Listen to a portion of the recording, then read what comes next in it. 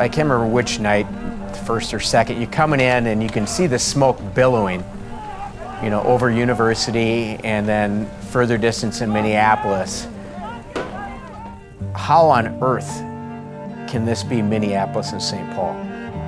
I mean, it was one of the scariest times in our profession because there were so many unknowns out there and it was so out of control. When things first happened and kind of started to go sideways in the metro, it was just that feeling of helplessness. I have obviously a lot of friends in law enforcement down in the metro, and you just kept saying, we want to go, what can we do to help? We had police officers that were ready to go, and we weren't getting any direction. So they watched people damage businesses, destroy cars, create chaos, hurt other people, and basically they were told to stand down. And certainly prior to George Floyd, and even prior to Ferguson, I think that we took the public for granted a little bit, and I think they also took us for granted a little bit. We just assumed everything was going great, everybody's doing well, and now things have changed. I'll tell you something very interesting. It happened to me, I was working the state fair, and a guy goes to shake my hand. He does shake it. He reaches out and shakes my hand.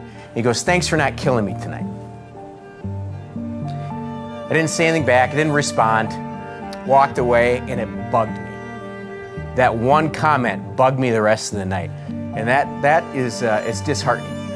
It's depressing, it's demoralizing. And that is why we have so many people who have 5, 10, 15 years in a career bailing.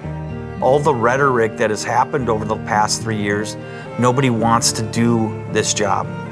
Back when a lot of us got hired 20, 30 years ago, hundreds of people clamoring for one job, for 5 jobs. Now you'll have an opening, you'll have 6 openings, you're lucky to get 12 applicants.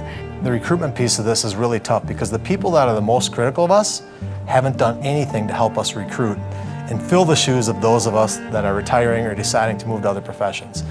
Oh, this is not some of the worst times to police. This is the worst time. We're a Band-Aid fix right now. We need support. We need those who are the quiet majority to speak out.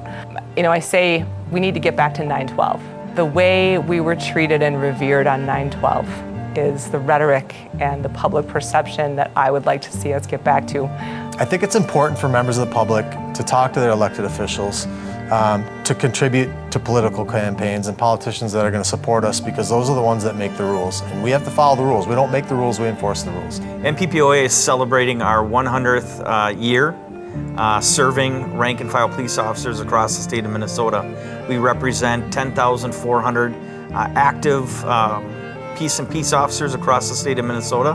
The MPPOA is the premier law enforcement organization in Minnesota by far. Nothing even compares to it. We go forward, and one of our biggest mandates is legislative, right? We go to the legislature and we promote legislation that makes our profession safer and better. That is our job for our members. Yeah, we are a small staff, and surround yourself with good people and good things will happen. And we have surrounded ourselves with good people.